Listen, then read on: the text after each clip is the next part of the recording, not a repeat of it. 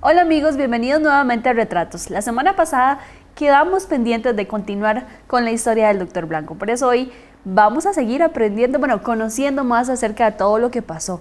Nos quedamos cuando fue usted designado por la Caja Costarricense de Seguro Social en Upala, su primer trabajo ya formal como doctor, ¿verdad? Bueno, sí, efectivamente, esa fue una experiencia muy buena de mi vida, es una experiencia también fabulosa. En realidad, la rifa del servicio social en ese entonces, igual que ahora, pero ahora son muy poquitas las plazas que hay de servicio social. En la época en que yo estaba o salí egresado, en 1983, la cantidad de médicos que había para las zonas rurales era muy poca. Y eso significaba que muchas personas o muchos profesionales, incluidos profesionales en medicina, profesionales en farmacia, profesionales en microbiología, pues teníamos que ir a hacer servicio social a los lugares alejados. A mí me correspondió por rifa ir a Opala, lugar que desde luego no conocía, lugar que no tenía ni la más remota idea de qué significaba. Y bueno, la rifa se hizo el 20 de junio y el 1 de julio tenía que tomar posesión del nuevo trabajo. Así que solo tuve tiempo de coger mis maletas, montarme en un carro que me fue a dejar allá con todas las maletas y con todas las ilusiones del mundo. Me correspondió trabajar en la unidad móvil del Ministerio de Salud en aquel entonces. Eso en realidad fue una experiencia muy buena porque me permitió primero que nada conocer todos los lugares más recónditos del cantón de Upala. El cantón de Upala sigue siendo uno de los cantones más grandes de la provincia de Alajuela. Upala, Los Chiles, Guatuso eran los tres cantones más desposeídos, más pobres, y los tres cantones con más dificultad porque no había acceso, porque el camino era tremendamente largo. Para llegar a Upala se tardaban aproximadamente 6 a 7 horas. Significaba, bueno, cuando me fueron a dejar fuimos en carro y logramos llegar en 5 horas, pero normalmente los viajes siempre a Opala eran salir de aquí, esperar el bus de Cañas en el cruce de San Ramón de la autopista y luego de ahí a Cañas eran 2 o 3 horas porque iba parando y porque además los caminos no estaban tan buenos en ese entonces. Ahora no es que han cambiado mucho, pero eran peor en ese entonces. Y las circunstancias nos llevaban a que había que cambiar de bus en Cañas, esperar que saliera el bus de Upala, que salía nada más 3 veces al día, entonces había que tratar de llegar en un horario adecuado para no perder muchas horas en Cañas. Siempre se perdía un rato, 1 hora, 45 minutos. Y luego subirme en el bus de Cañas a Opala, que tardaba también 3 horas en llegar en un camino de lastre de muy malas condiciones. Y ese era Upala. Upala no tenía prácticamente muchos de los servicios. La gran mayoría de los profesionales que íbamos a trabajar allá éramos foráneos, éramos gente de San José, de Alajuela, de cualquier otro lado. Y bueno, siempre teníamos la experiencia de llegar a compartir con la población de Upala, que era una población migrante del lado de Nicaragua. Ellos llegaban navegando a través del río Zapote, que es el río que desemboca directamente en el lago de Nicaragua, o de los ríos circundantes, que hay muchos ríos allá que dan, como el río Niño, como el río Zapote, que fue el que les dije que era el más importante, y otras quebradas más pequeñas que permitían ser navegables. Esas zonas tenían ríos navegables todos, y entonces la gente llegaba con sus panguitas, o llegaba con sus botes, o llegaba pues simplemente, como dice la canción, a remo y vara, empujando el botecito hasta llegar a Upala. Pues bien, era una población muy grande, estábamos hablando de 25,000 personas en ese entonces, entre 25,000 y 28,000 personas que había que atender. Muchos eran lugares inaccesibles. Yo recuerdo visitar lugares como México de Upala, que estaba en la zona fronteriza. El puesto de salud estaba a 50 metros de la frontera con Nicaragua. Me tocaba lugares como Cuatro Bocas, que había que llegar en río. Primero había que trasladarse 2 horas hasta un lugar que se llama San José de Upala y luego coger el río Niño. Hacia arriba 3 horas en bote o en lancha, una pequeña panga que teníamos nosotros para trasladar, que tenía el Ministerio de Salud para trasladarnos hasta allá. Pues allá me tocó que hacerme botero, me tocó que hacerme chofer, me tocó que aprender, pues a hacer de todo. A México de Upala, por ejemplo, viajábamos a caballo, desde el lugar donde llegaba el carro. Teníamos que salir muy temprano porque si no, no nos alcanzaba el día para hacer la consulta. Nosotros salíamos a las 4 de la mañana con Margarita, una enfermera mayor, mucho mayor que yo, pero con mucho más experiencia y tenía muchos años de trabajar allá, y ella en realidad me ayudó muchísimo a entender y a comprender cómo era que se prestaban servicios a comunidades alejadas como esas que les estoy mencionando, donde había que llegar. Nosotros teníamos giras todos los días, pero algunas giras eran de 2 días porque no nos daba el tiempo para poder ir y regresar en el mismo día, entonces teníamos que quedarnos durmiendo en el puesto de salud y regresábamos al día siguiente. La cantidad de medicamentos, no teníamos farmacéutico, entonces la enfermera trabajaba de enfermera y trabajaba de farmacéutico. Yo atendía a los pacientes, pero también tenía que aplicar medicamentos y teníamos que hacer prácticamente de todo. Las experiencias son incontables en cuanto a la cantidad de experiencias nuevas para un médico que está recién graduado y que tiene que aprender cómo es que se atiende a un paciente ya sin tener los exámenes de laboratorio del hospital, porque yo venía saliendo del Hospital San Juan de Dios y del Hospital México, que fue donde yo me entrené en la parte final, y bueno, ahí era muy diferente. Uno tenía en el hospital la farmacia, el laboratorio, tenía todos los implementos para trabajar, pero allá no teníamos nada. Entonces, eso nos obligaba pues a innovar y a inventar muchas veces cómo hacerle llegar los medicamentos a los pacientes, cómo hacer un tratamiento de una neumonía, por ejemplo, que es un padecimiento en el que normalmente hay que internar al paciente por 8 o 10 días mientras se le ponen los antibióticos intravenosos. Y allá en esas condiciones pues no había ni antibióticos intravenosos, ni tampoco cómo ponérselos, ni podíamos sacar a los pacientes a veces, porque a 2 días de distancia en Cuatro Bocas de Upala era casi imposible. Y entonces pues nos recuerdo ahorita, entre las experiencias de esas que lo marcan a uno, haber tenido que veníamos de regreso después de dar la consulta en Cuatro Bocas por el río, ya casi anocheciendo, veníamos con el tiempo completo para llegar con la luz del día, porque la lancha no tenía luces ni nada que se le parezca, y pues llegar de noche para nosotros era muy complicado, porque teníamos focos de mala calidad y las baterías se agotaban con mucha rapidez, porque no son focos como los de hoy, de LED, ni nada que se le parezca, eran focos pequeños, corrientes, de 2 baterías, que era lo que nosotros teníamos disponible.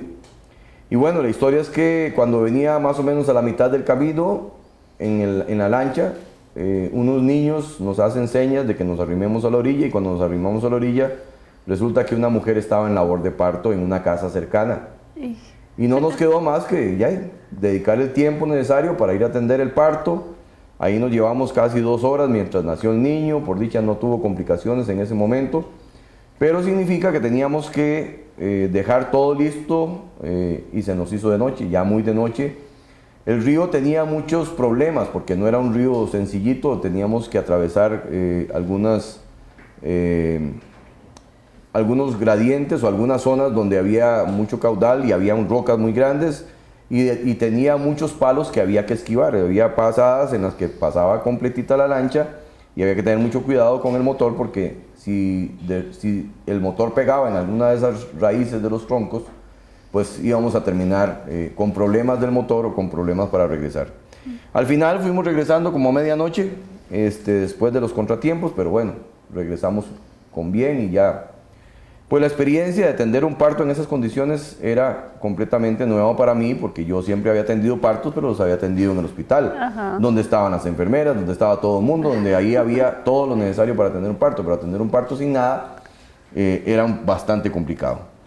Las experiencias fueron fabulosas, atendí muchísima gente, el promedio por día de consulta era de 80 personas diarias.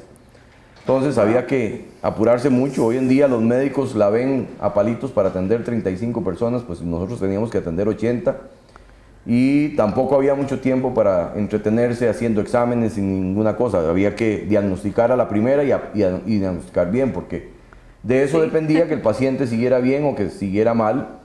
Y bueno, con las escasas herramientas terapéuticas que teníamos y los pocos medicamentos que llevábamos, porque sí llevábamos apenas a veces completo y a veces teníamos que enviar al día siguiente el carro que fuera a dejar un poco más de medicamentos porque los medicamentos no alcanzaban para completar todo el trabajo que hacíamos, como les digo, entre 3 personas. Básicamente alguien del pueblo que nos ayudaba con lo que eran los expedientes y con ordenar la gente, yo atendiendo los pacientes y la enfermera aplicando los medicamentos y entregando los medicamentos y preparando todo lo que había que preparar.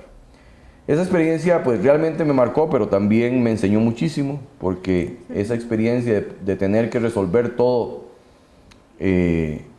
empezando nomás y teniendo que salir adelante con todo lo que significaba la atención de los pacientes sin tener recursos, pues en realidad lo obliga a uno a esforzarse más y a poner más atención con los pacientes y las enfermedades. Pero bueno, tuvimos suerte, fue exitoso el trabajo. Y durante todo un año pues estuve por allá en el puesto de salud, en los puestos de salud de todos los lugares de Upala, que en realidad eran 18 giras diferentes que nosotros hacíamos todos los días. Más o menos cada mes y medio completábamos el ciclo de giras, y así lo estuvimos haciendo durante 12 meses. Durante un año. Posteriormente, pues terminado el servicio social, me quedé todavía un año más en Upala. Había puesto un pequeño consultorio que me iba bastante bien, tenía bastante más consulta de la que podría tener cualquier otro médico, porque en realidad era el único médico que tenía consulta, así que tampoco era que los pacientes podían escoger mucho dónde ir. Pero bueno, la gente, en realidad logramos hacer buena amistad con la gente y buena amistad con la gente que necesitaba atención, y los pacientes pues en realidad nos buscaban a nosotros. Me quedé un año más.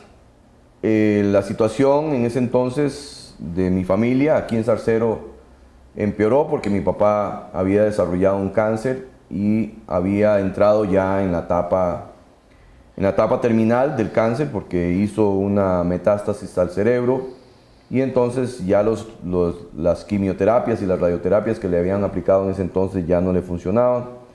Y bueno, la situación se agravó al tal punto de que me tocó tomar la decisión de regresar a Zarcero, pero no sin antes pues que Dios participara, porque de un día para otro, también la historia fue parecida a cuando empecé el servicio social. Un jueves me llama el doctor Ufión, que era el director de la clínica Zarcero. Él sabía que yo estaba en Upala y tenía mi número telefónico, y él me llamó directamente, y entró una llamada como a las 2 de la tarde y yo contesto y no sabía ni qué estaba pasando, y me dice el doctor Ufión: mire, hay una plaza que desocupan este viernes. Me llamó el jueves, o sea, al día siguiente desocupaban una plaza en Zarcero, y que si la quería tenía que venirme para el lunes estar aquí. Imagínense lo que significaba para mí dejar todo lo que ya tenía, porque ya tenía incluso una finca, me había comprado una finca en Upala, tenía mi carro, tenía mi consultorio, tenía todas las cosas armadas pues para seguir trabajando en Upala, que era una zona de mucha necesidad. Efectivamente no había muchos recursos, pero sí se trabajaba bien.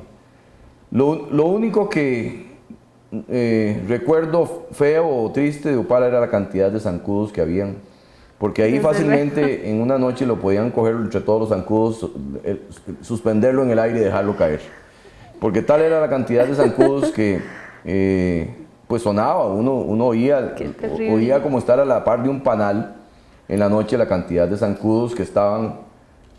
Había que tener mallas en todo lado, entonces en la orilla de la malla del cuarto donde uno estaba, y no se podía cerrar porque el calor también era muy importante, había mucho bochorno, pero la cantidad de zancudos era tal que, bueno, en los primeros 2 meses sufrí las consecuencias de 1000 piquetes de zancudo. Afortunadamente el sistema inmunológico pronto se inmuniza, y al cabo de 3 meses pues ya se quita la picazón y se quitan las ronchas, y uno puede seguir dejando que los zancudos coman tranquilamente y ya no pasa nada. Pero bueno, esas son experiencias. Tuve que regresarme a Zarcero, como les digo, así también intempestivamente, de un día para otro. Tuve tiempo nada más viernes y sábado de cerrar todo, y el domingo estar aquí para empezar el lunes trabajando en el área de salud de Zarcero en 1984, y desde la fecha, desde el 1 de noviembre de 1984, estoy trabajando aquí en Zarcero. Cuando estuvo en Upala en ese momento, ¿no era cuando iniciaba la guerrilla de Nicaragua? Pues precisamente esa fue otra experiencia que me tocó vivir, la etapa, pues algunos no la conocen y a mí a veces no me gusta mucho conversar eso porque la etapa de guerrillero eso es una etapa también de mucha experiencia, pero es muy traumática, porque en realidad la guerra como tal es grotesca, es violenta y sea como sea, se arriesga mucho en esas actividades. Efectivamente, ese año era el año en que había empezado la guerra contra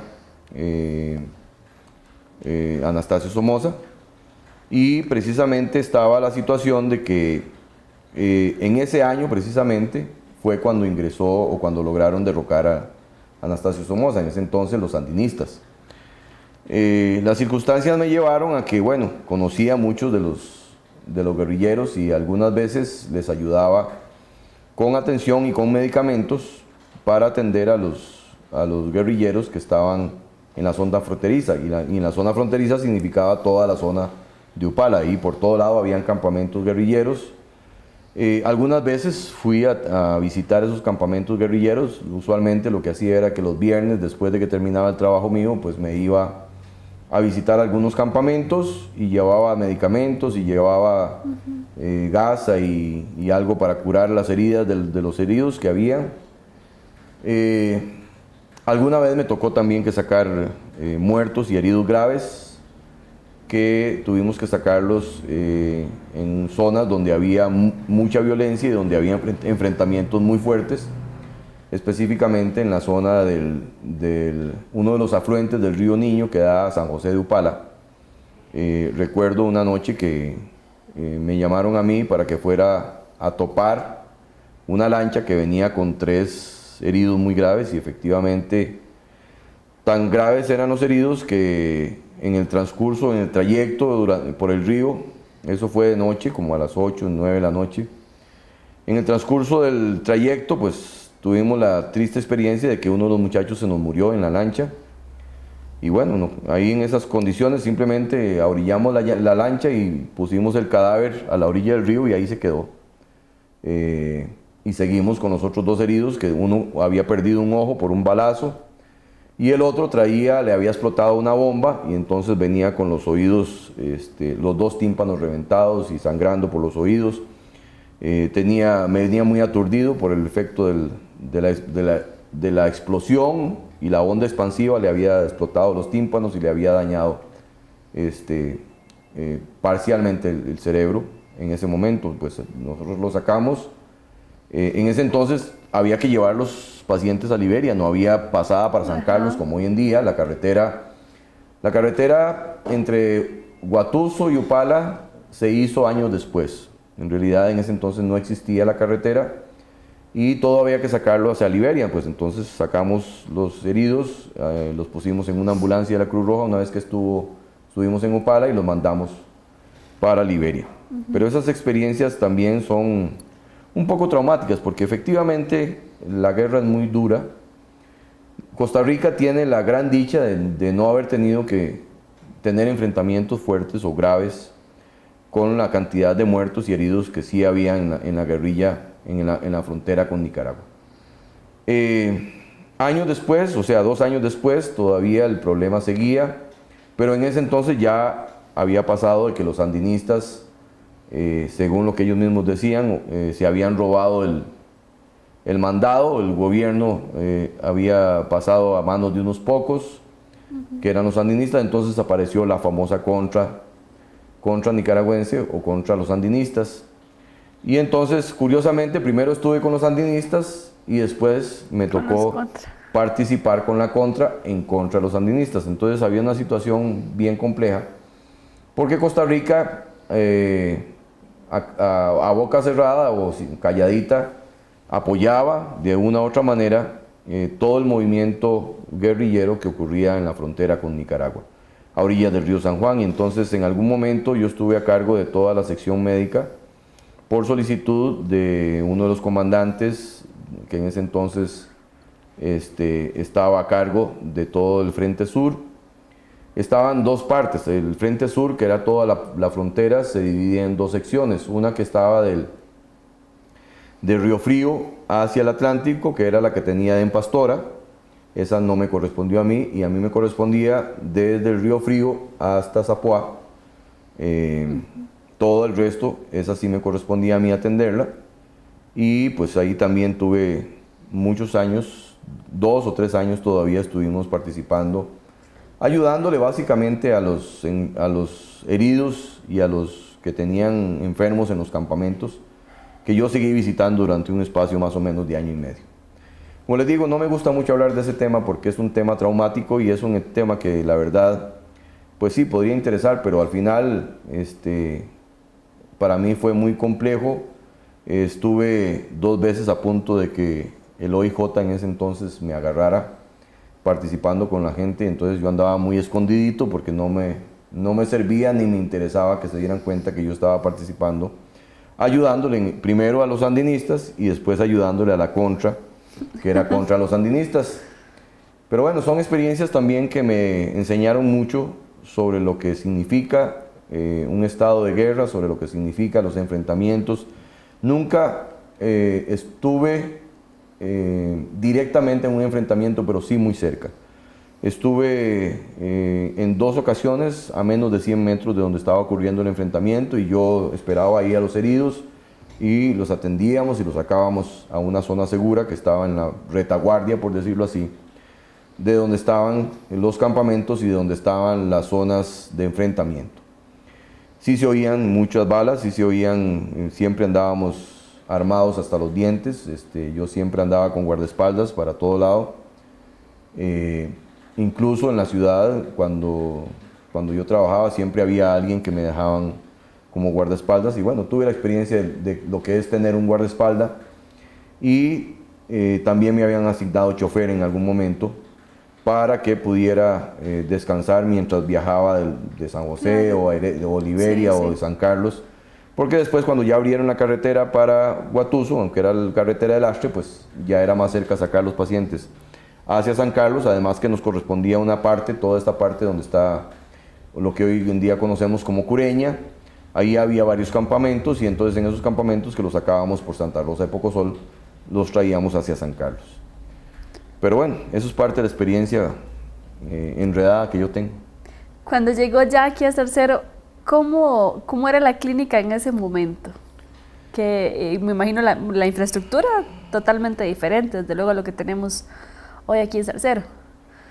Bueno, efectivamente, en ese entonces lo único que habían eran 2 cubículos pequeños, que eran 2 consultorios. Yo trabajaba en uno, el doctor Ufión trabajaba en el otro.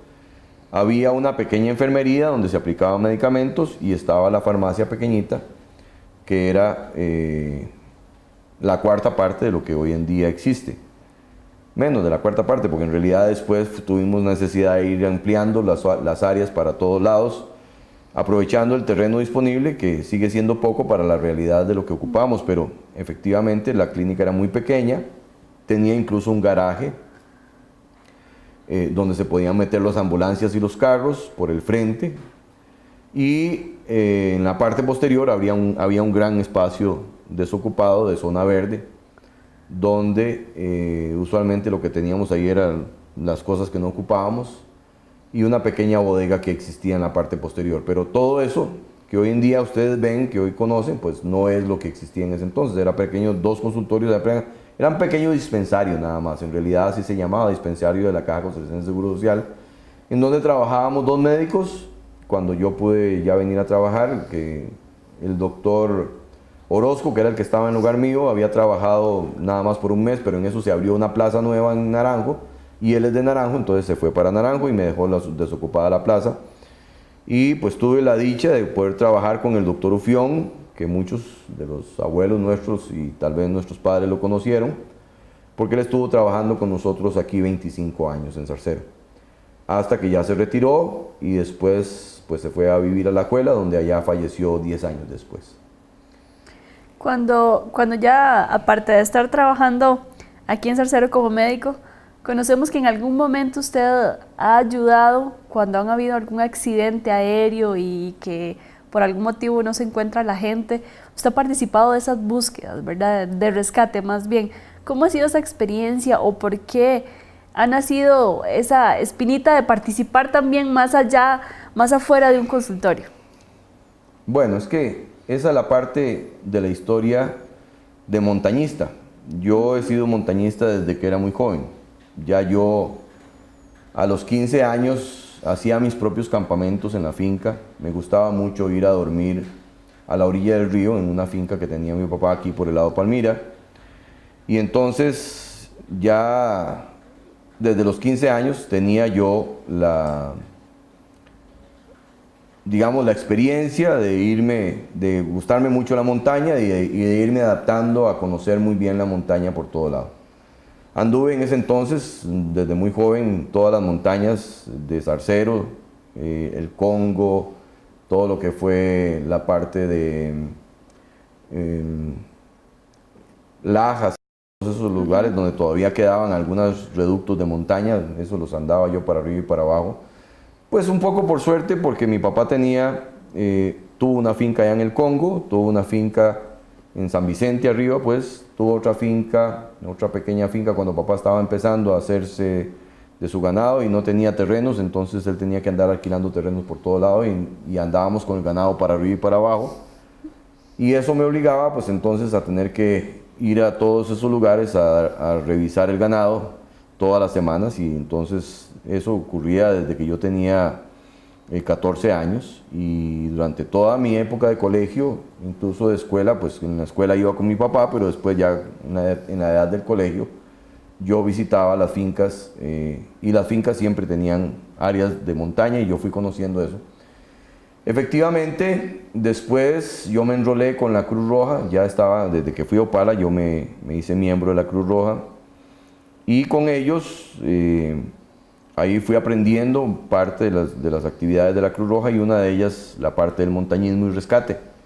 Rescate específicamente de montaña, en realidad he hecho rescate de toda clase, pero rescate de montaña ha sido mi predilecto y ha sido el que más he entrenado. Hemos tenido la oportunidad de participar en todos los rescates más importantes de la Cruz Roja.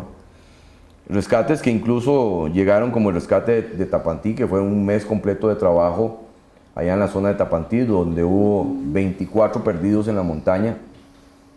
La historia es muy curiosa, porque esa es una de las historias que la Cruz Roja no quiere contar, pero bueno, vamos a tratar de resumirla muy rápidamente. La historia empieza porque dos muchachos de la Cruz Roja van por la zona del Empalme, allá rumbo al Cerro de la Muerte. Ahí hay una entrada que da a un río que se llama el río Humo, y el río Humo tiene mucha pesca de trucha natural. Ahí hay truchas naturales y la gente tiende a ir allá. Claro que se deja la carretera más o menos en el kilómetro 77, la Interamericana Sur, la vieja, ¿verdad? La que pasa por el Cerro de la Muerte. Y ahí se deja y se desvía por un sendero a pie en el que se puede llegar hasta el río, y ahí en el río pues hay buena pesca. Entonces dos muchachos de la Cruz Roja de Cartago van a pescar un fin de semana, se van un sábado en la mañana y tenían que salir el domingo en la mañana, pero no salieron el domingo. El lunes se da la alerta de que hay dos muchachos de la Cruz Roja de Cartago extraviados en las montañas del Cerro de la Muerte. Pues bien, una patrulla, se arma una patrulla en Cartago, como era de la Cruz Roja de Cartago, la Cruz Roja de Cartago envía una patrulla de 4 personas más a buscarlos. El martes ingresan a la montaña, martes más o menos a mediodía dicen que ya los encontraron, por radio informan que ya los encontraron, que van a empezar a salir. Debían salir ese mismo martes en la tarde, pero pasa todo el martes y todo el miércoles y no salen. Entonces ya eran 6 perdidos. Sí. Bueno, esos 6 perdidos, la situación se fue empeorando porque se mete, entonces ya estaban los 6 perdidos, entonces se meten 2 patrullas de 6 personas más, cada una, por 2 sectores diferentes, tratando de ubicarlos. En ese entonces, pues las condiciones eran mucho más espesas que ahora y más difíciles de accesar hacia esa zona. Lo cierto es que sigue la búsqueda, esos 12 encuentran a los 6 y se convierten en 18. Ajá. Y deberían haber salido en los próximos 2 días y no salieron.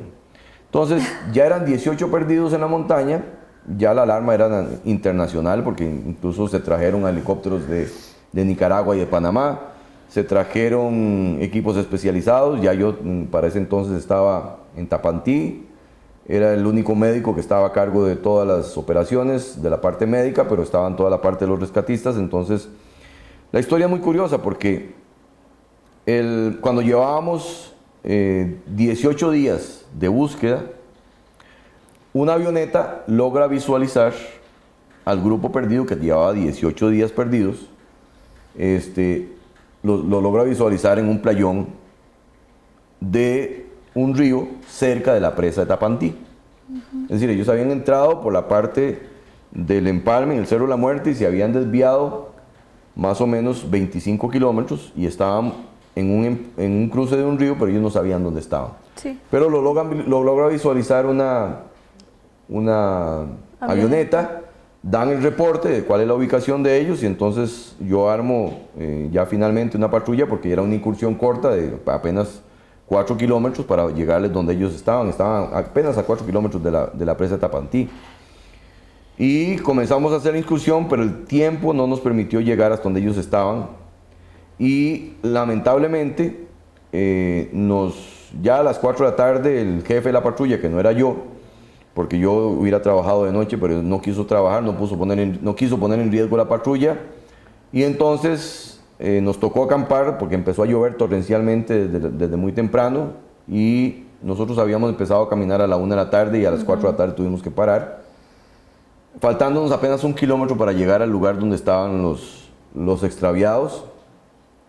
En ese día, durante la tarde, unos vaquianos, específicamente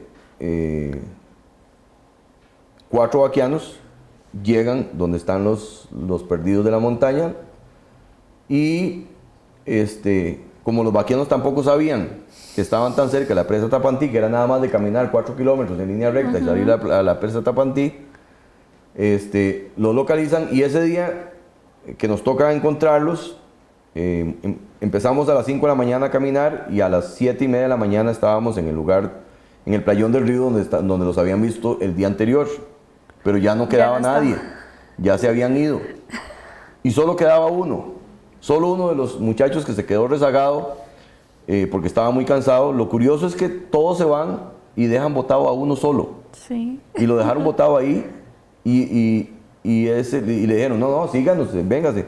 Y él les dijo, ahorita voy, pero ya ahorita voy, nunca se fue detrás de ellos.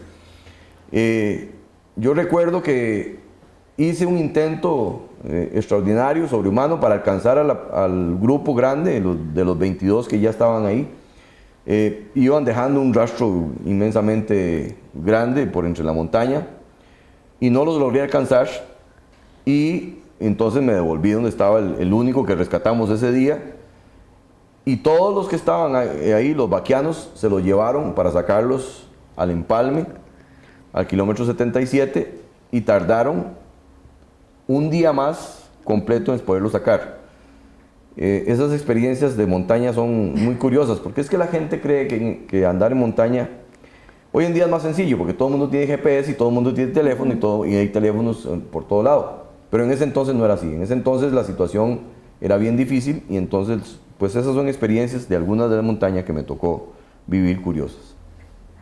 Aparte de participar en los rescates en las montañas a nivel nacional, ¿también participó en alguno a nivel internacional?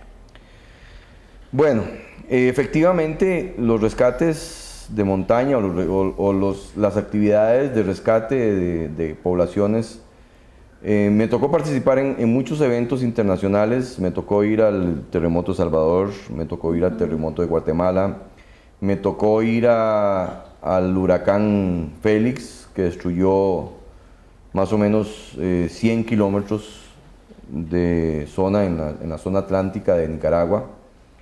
Ese ha sido uno de los eventos más traumáticos porque la cantidad de muertos y la cantidad de destrucción era pavorosa. Es decir, no quedó ni una sola casa, ni una sola iglesia, ni una sola escuela en pie con el huracán Félix, que llegó a desarrollar vientos de 250 kilómetros por hora dentro del territorio nicaragüense. Era realmente muy traumático ver cómo todo estaba destruido, las montañas completas. Cuando uno veía las montañas completas parecían cajas de fósforo regadas por todo el terreno, a lo lejos, porque todos los árboles estaban arrancados de cuajo y no quedó nada. Es decir, la destrucción era tal. Además de eso, la lluvia que trajo el huracán Félix en Nicaragua, para poner uno de esos ejemplos en que tuvimos que participar, hubo inundaciones gigantescas, los ríos se volvieron lagos y la gente que estaba atrapada pues murió ahogada, y además de todos los animales que de por sí fallecieron también, porque obviamente no quedó ni un solo animal vivo, gallinas, perros, chanchos, gatos, todo lo que donde los ríos se desbordaban y se convertían en lagunas inmensas, entonces todo se moría. A la par de eso también se murió muchísima gente. Nosotros rescatamos, pues, en realidad a mí no me gusta decir que yo voy a rescatar muertos, y no me gusta rescatar muertos, y esa es una realidad. Yo siempre le digo, mire, si hay posibilidades de encontrar alguno vivo, yo voy con mucho gusto y lo busco. Pero si está muerto, manden a alguien que lo vaya a traer, porque yo muerto no me gusta buscar. Porque es un gran esfuerzo. Yo sé que la familia merece el que le devuelvan el cadáver del fallecido, pero en realidad para eso hay tiempo. Lo que urge a veces es correr para poder sacarlos vivos. Pero bueno, ahí para contarles parte de la historia, me tocó viajar por tierra a Nicaragua. En Nicaragua nos llevaron en un avión del ejército hasta Puerto Cabezas, y ahí empezamos nuestro trabajo. Llevábamos medicamentos, según nosotros, para atender más o menos unos 15 o 22 días, y en un solo día se nos acabaron los medicamentos, porque era tal la cantidad de gente que necesitaba de todo.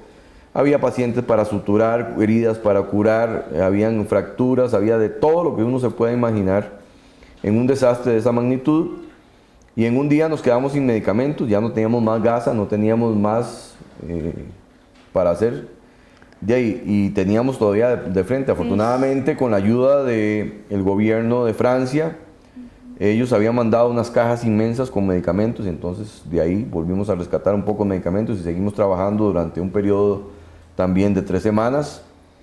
Y después, ya por una decisión nuestra y del grupo que estábamos trabajando allá, seguimos trabajando con una de las comunidades más alejadas, que se llama Santa Fe de Acahuas. Es una comunidad indígena de la zona atlántica de Nicaragua, muy alejada, con características muy parecidas a los indígenas nuestros. No hablan español, tienen problemas de acceso a todo, no tienen educación, no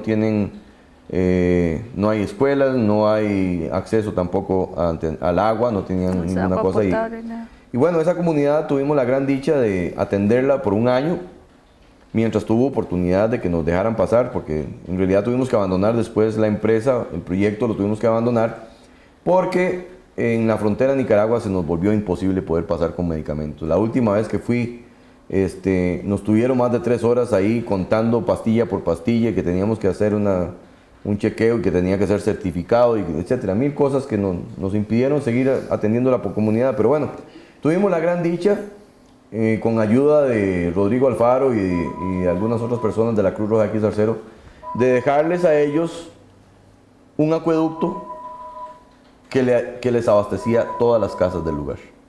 Qué bueno. Y eso fue pues una gran salvada para ellos, porque de estar atendiendo una gran cantidad de enfermos, pasamos a tener gente sin enfermedades, sin infecciones. Los niños que atendíamos, en los primeros viajes llevábamos 100 frascos de antibiótico y no nos alcanzaban ni 3 días. En el último viaje llevábamos los mismos 100 frascos y nos sobraron 90. Porque ya no se ocupaban porque las infecciones se controlaron con solo el hecho de lograr controlar el agua o el abastecimiento de agua de buena calidad para la población. Pero ¿cómo hicieron para construir ese acueducto? ¿Fueron ustedes mismos trabajando ahí o quién construyó? No, con la ayuda eso? de la comunidad. El diseño lo hizo Rodrigo Alfaro y los amigos de la Cruz Roja de aquí que le ayudaron en ese entonces. Habíamos muchos, si pusiera a mencionarlos a todos, pues habría que mencionar como unos 40 y entonces nos llevaríamos todo el programa buscando los nombres. Pero sí fue. Y luego con la ayuda de la comunidad, de ellos mismos, nosotros lo que hicimos fue que en un viaje fuimos y Rodrigo les marcó las zanjas y nosotros sí llevábamos la tubería, llevábamos todo. Yo logré conseguir que la empresa Durman Esquivel nos donara toda la tubería. No nos la donó aquí en Costa Rica, sino que ellos tienen una sucursal en Nicaragua, entonces en Managua nos dieron toda la tubería y nos llevamos un camión de tubería para allá. Y con toda esa tubería y con todo el trabajo de la comunidad, en solo 3 días se hicieron 3 kilómetros de acueducto. Ya las zanjas estaban hechas porque ya habían sido marcadas previamente. Con todos los tanques que nosotros llevábamos se instalaron y se dejó el acueducto funcionando al 100% en todas las casas de la comunidad. Ya se habían tirado los ramales y todas las cosas, entonces era nada más que llegar el agua, lo que estaba esperando la gente. Qué bueno. Bueno, sabemos que y queremos seguir conociendo más acerca del Dr. Blanco y todo lo que ha sido su gran experiencia, ¿verdad? Hasta el momento. Pero lamentablemente, como siempre, se nos ha acabado el tiempo. Así que, doctor, muchas gracias, pero vamos a seguir. Bueno, con mucho gusto, cuando quieran. Bueno, nos vemos entonces en un próximo Retratos.